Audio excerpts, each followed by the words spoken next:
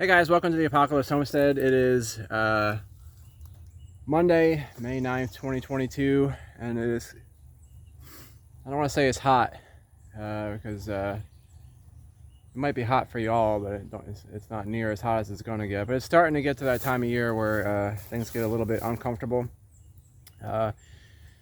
So we're starting off this update in the hoop coop, and as you might be able to tell, I have pulled the tarp back about halfway.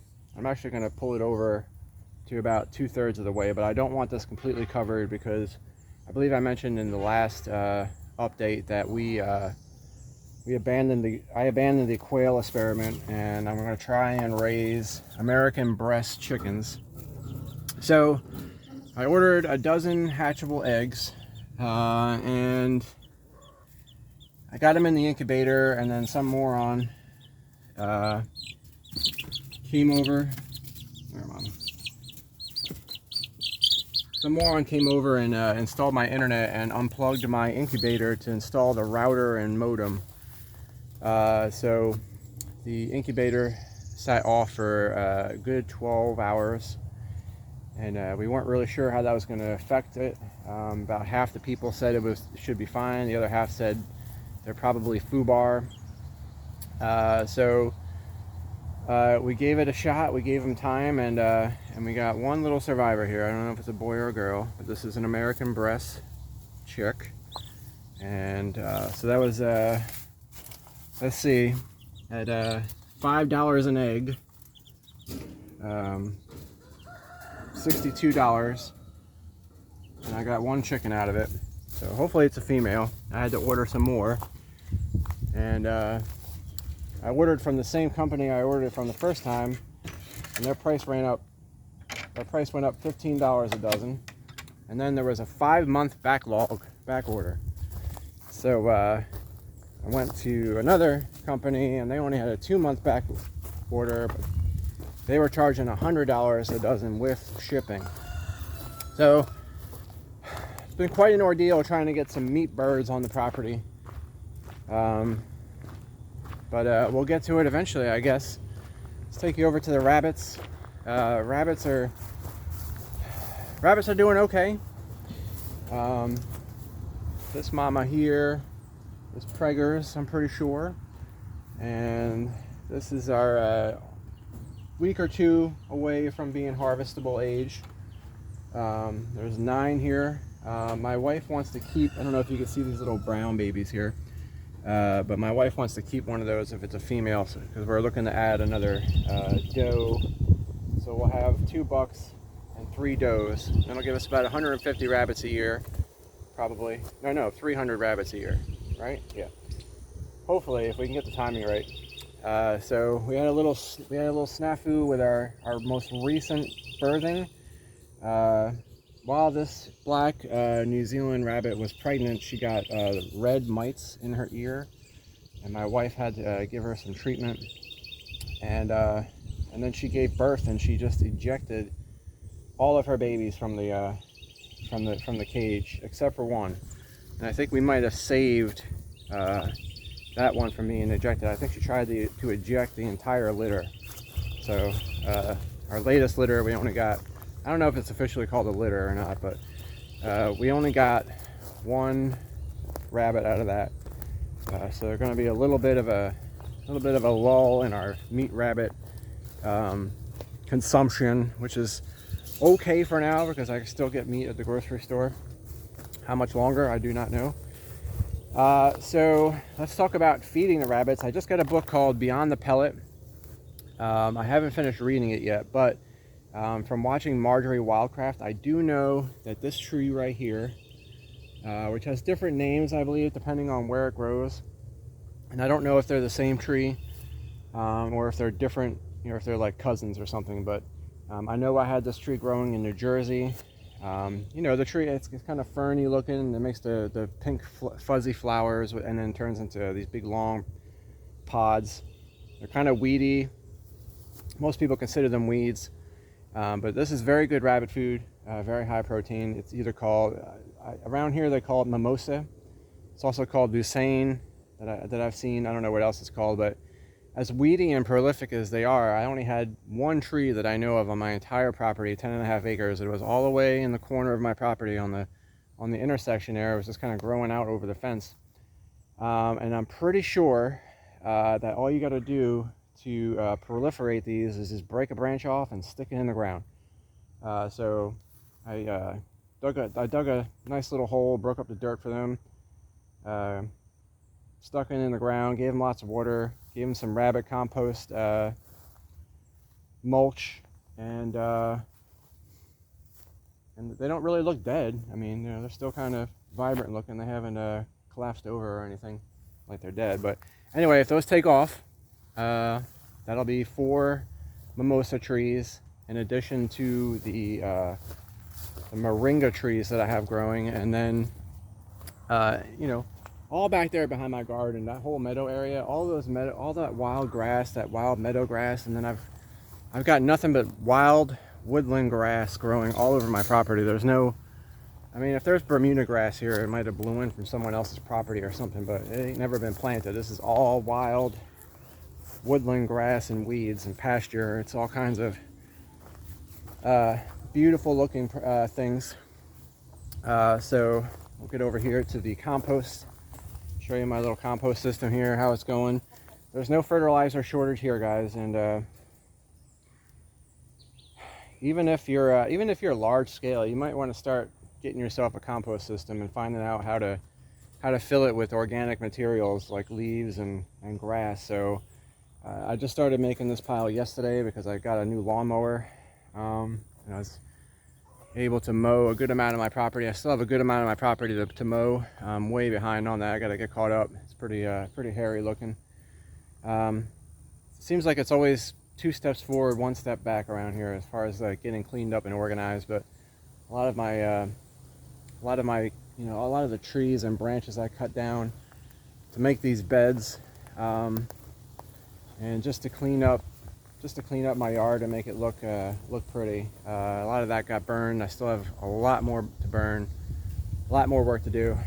Probably gonna run me through the summer between running this garden and trying to catch up with the lawn mowing, because by the time I actually get the whole property mowed, the area that I started with over here is going to need to be mowed again. It just doesn't end. So anyway, brand new compost pile here. It's got all of that woodland, meadow grass, and weeds, fallen oak leaves from our various types of oak trees around here. We've got live oak, water oak, red oak, white oak, at least those 4 kinds. I don't know how many different types of oak trees there are and how many we have, but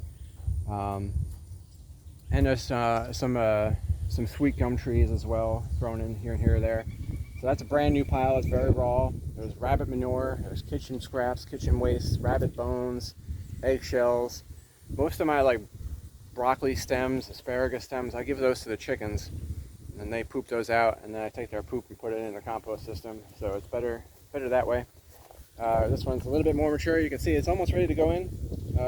As it gets hotter, things compost faster. And then this one will be ready probably. It's probably ready now, but I'm going to give it a few more weeks. I don't particularly need compost right now, but I will once the allium garden is brought up. So I'm really happy about this. I don't know if I showed you this the last time, or if I did, I just planted them probably, but these are my sunchokes. This is a relative of the sunflower, and you can see they kind of look like sunflowers, but they're gonna shoot up nice and high and make beautiful little sunflowers, and then those under the ground they're growing potato-like tubers. So it's a fantastic thing to have on a homestead as a source of food. Not a terrible crazy amount of it right now, but as it proliferates over the seasons, it's going to fill this whole bed up, and it's going to be a lot of sunchokes. I have planted turmeric in the rest of this bed, and I'm not really sure if those turmeric roots were viable. They're a very tropical plant, so they might be just waiting for it to get a little bit warmer. It's still in the 60s at night. Over here we have my purple hull peas. This is chicken feed. We have buckwheat over here. It's gone to flower, and I can see lots of bees around there. There's a dragonfly, beautiful Dragonfly is like my spirit animal. Over here we have our artichoke, if you can see that, doing really well. And my first bed of squash.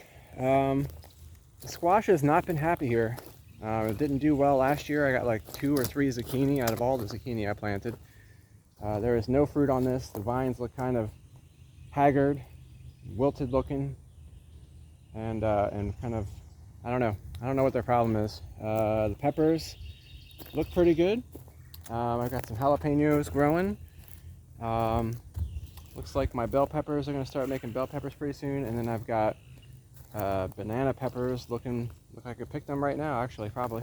And then I've got I believe these are yeah, these are Cajun bell peppers right here. Let me show you. They're kind of small bell peppers, but they're real tasty. They got a little bit of heat, and they're basically a bell pepper, but they have a little bit of heat. More of my zucchini here. I can see little tiny Tondo Scuro di Picenzo, however you say it, on there, but not really growing. I don't think they've been germinated. Not germinated, pollinated. That's the word I'm looking for. And my zucchini just looking terrible here, just absolutely terrible. I mean, zucchini leaves usually get big giant zucchini leaves, and this weekend I'm going to start tying these tomato plants to the stakes. Now these are very happy. Lots of flowers. I've got tomatoes. Got a handful of tomatoes coming in. Now these acorn squash I planted from seed. This might be the difference that I'm seeing here. These acorn squash I planted directly into the soil, and then all of these I started in pots and transplanted. And I did see one time somebody said that they've never had as good of success with transplanting squash as they did when they just direct seeded them. But I was trying to get ahead of the curve and planted them early. So maybe I'll have to, I don't know, direct seed some more and get a better crop started. These are my cosmic purple carrots. This is probably the best looking crop of carrot I've ever grown. I mean, it's just beautiful, full. They look real healthy. This is my asparagus. Again, the asparagus is not going to be harvestable for a couple of years, so I'm just letting that get strong and healthy. I've got Hopi black dye sunflowers here, and they're starting to flower, real pretty. Got a couple of flowers already. Real happy about that. Over here I planted amaranth and Malay, and I'm not really sure if they did anything, so I just tore the soil up again and planted more sunflower seeds. I believe this barley over here is probably about ready to harvest. I didn't get very much of it, which I'm not really disappointed too much with, because barley isn't the healthiest thing for a chicken. I only wanted to put a little bit in there anyway. Plus I've got like 18 pounds of it in my storage, and I don't eat grains, as you probably have heard me talk about. So I'm probably just going to grind that up and feed that to them too. But over here we have quinoa, and I don't really know what quinoa is supposed to look like when it's ready to harvest. But it doesn't look too bad. It's not going to be enough quinoa to really make a kind of a dent in the chicken feed. But really, what I'm looking to feed them is protein. So we'll get to that. As you know, I planted all those purple hull peas over there. That'll give me a sizable amount, and I'm just gonna have to plant more. Probably in this allium garden, which I'm ready to pull up. You can see my my garlic. My garlic's been in the ground since October, and they're starting to look kind of haggard, which means that they're pretty much ready to harvest. So that's real exciting. And then over here, I'm real happy with these onions, man. Look at that big giant onion bulb there. That is sweet. I hope you can see that. I can't see what you see, but and then these onion bulbs have gone to seed. Let me see if you can see that. Yeah, that's going to seed, to flower. So I might actually leave those in and harvest them. This weekend I'm going to pull these leeks up and chop them up and freeze them. I've never been a real big leek eater, so I'm just gonna harvest them and put them in the freezer and use them for whatever. This is called Mimosa Lettuce. I got that for free from Baker Creek, and it's a real beautiful lettuce. I need to harvest them and eat it before it gets too hot. My herb garden, my medicinal herb garden, I can see things are coming up, but it's not really strong, and it's hard to tell which ones. On some of them it's hard to tell which ones are weeds and which ones are supposed to be there. I ordered 4 cuttings of comfrey, and only one of them sprouted up, but it's looking pretty healthy there. I really don't know what happened to the other 3. Over here we have some basil. This is blue spice basil, which was another free variety I got from Baker Creek. And over here we have some cilantro. And this is another chicken feed bed here. So this right here is flax, and that's starting to flower and go to seed. So I'm kind of happy about that because it's getting very weedy underneath there. And over here we have the green peas that I planted, and these pods are starting to turn brown and get real dried up. So I'm going to have to come through here this weekend and pick all of these and make sure they're fully dehydrated, and then put them in a container to grind up and feed the chickens. I planted over 100 of these plants, and it's obviously not nearly enough. Kind of disappointing. I think if I didn't have the meat chickens, I would be able to get away with just letting the chickens free range for the most part, and giving them a little bit of help with whatever I could with the peas and the purple hull peas and whatnot. But I don't know. I'm gonna have to work real hard figuring out how to feed my meat chickens. It might just be that my soil wasn't very good, and these pea plants didn't produce as much as they were capable of, just because they didn't have the soil nutrients.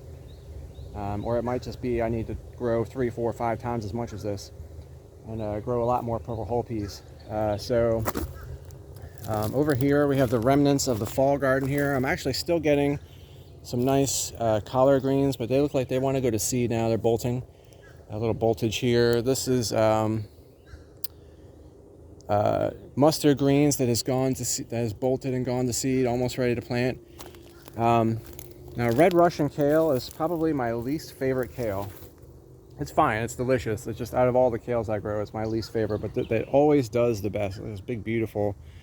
I do need to get in here and pull some weeds, but it's still doing fantastic. And I've never seen it bolt. I've never seen red Russian kale bolt. I've never seen any kale bolt, to be honest with you, but looks like my Scarlet Kale might want to bolt, which will be good because the Scarlet Kale is really fantastic. I got some tomatoes here that I planted. This garden bed is real problematic because it's just real low, and it gets really, really wet. I have another fall garden bed here. These onions aren't looking too fantastic because they got real weedy. I've been so busy trying to build this garden and do everything I had to do that I just didn't have time to make sure the weeds were, the weed situation was under control. So this area until last week was just horrific. It was just all grass, and these onions didn't get a chance to do what they wanted to do. But hopefully now that they don't have anything sucking the light and the water and the nutrients away from them, maybe they'll come back to life. Brussels sprouts are not making Brussels sprouts at all. I don't know why. Very strange. Second year in a row they've done that. It's not the end of the world because I really love Brussels sprouts greens. So I do eat the Brussels sprouts greens a lot. More mustard green. Gone to seed here. Man, these get tall. This is a good 5 feet tall probably. And then over here, one more winter garden bed here. I've got broccoli that's almost ready to be, the seeds are almost ready to be harvested. They're starting to turn brown. I might actually just grow that and feed to the chickens, and then because these didn't really make very large broccoli heads. So I don't know, we'll see what happens. I actually do have some beets in here that somehow survived the winter. Maybe I should harvest those. This is my Scarlet Kale. Real pretty. Collard greens. They look like they're starting to bolt. So the fall garden, for all intents and purposes, is nearing its end. And get some caterpillars on here. If the Scarlet Kale would bolt, that would be really good. So pretty soon I'm going to pull up this allium bed and plant more of the purple hull peas, and as the summer continues, as the heat really starts knocking out these brassicas and everything, I'll pull those up and I'll plant more sunflowers. I have a hot weather grain called sorghum that I'm really anticipating putting in the ground. That's a real fantastic chicken feed. If I can get that to do well, that might be real helpful with the meat chickens especially. So that's pretty much it from the homestead. In the garden, things are going real well, and not real well. I wish my squash was doing better. The tomatoes are doing fine. The peppers are doing fine. Kind of iffy on the chicken feed, but I don't know. I guess I should have anticipated some struggles early on. I got this all done so quickly, but I probably should have anticipated struggles early on with the soil quality, because there's only about a 3 or 4 inch layer of raised bed soil that I imported in, and then the soil underneath it is not terribly awesome. So I'm just gonna have to keep dumping the compost in, keep the compost machine going like crazy, and hopefully by next season maybe it'll be where it's supposed to be. It hasn't been too terribly bad. The winter was very productive. It would have been more productive if I had more beds at the time. As of November, when I planted the last of my winter crops, which was the garlic and the alliums here. This is my last bed. So 1, 2, 3, 4, 5 beds is all I had. Now I have 15. So I got a lot more room to plant. So next fall, next fall's garden is going to be pretty epic, and I have no reason to believe that any of these varieties that I planted won't do well. Everything did well. The collard greens, especially the mustard greens. Broccoli didn't do too terribly great, but again, and the Brussels sprouts. But I eat the greens as much as I eat, the broccoli heads and the Brussels sprout. Those little cabbage balls there. So I will talk to you again in June, and maybe I'll have some better garden news to report to you all. I hope you all are urgently increasing your resiliency. Things are really coming to a head. Gasoline's going back up, guys, and they are really trying to provoke this war with Russia. We're already in a hot war with Russia, guys. There's no doubt about it. We are at war with Russia, and the only question now is, are they going to provoke Russia into a nuclear response? Which it almost seems like they just want it. They just want. They're leaking stories about killing Russian generals, and leaking stories about blowing up their flagship in the Black Sea. And if they didn't want war, or if you think that's a conspiracy theory, I got to ask you what would they be doing different if they didn't want war, right? So, the fertilizer issue is ongoing. The food shortage. They are screaming about food shortages, guys. Screaming at the top of their lungs. There's going to be food shortages. And if you don't know what normalcy bias is, you need to really look it up. And you need to not succumb to it. You need to get out there and act urgently, like your life depends on it, because it does. And everything that I've done here has been based on knowing what's coming, knowing that we were going to come to this moment and beyond. I sold my house. I bought this land. I transformed it into a homestead where, if everything went to collapse tomorrow, I'd be able to feed myself and not starve. I wouldn't thrive. I'm not where I need to be there for thriving yet, but I would not starve.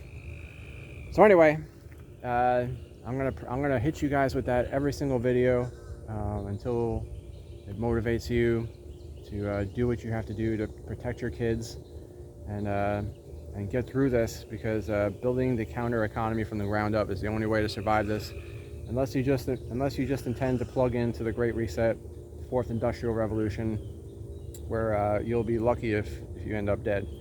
Anyway, that's enough for today. I'll talk to you guys soon. Love you.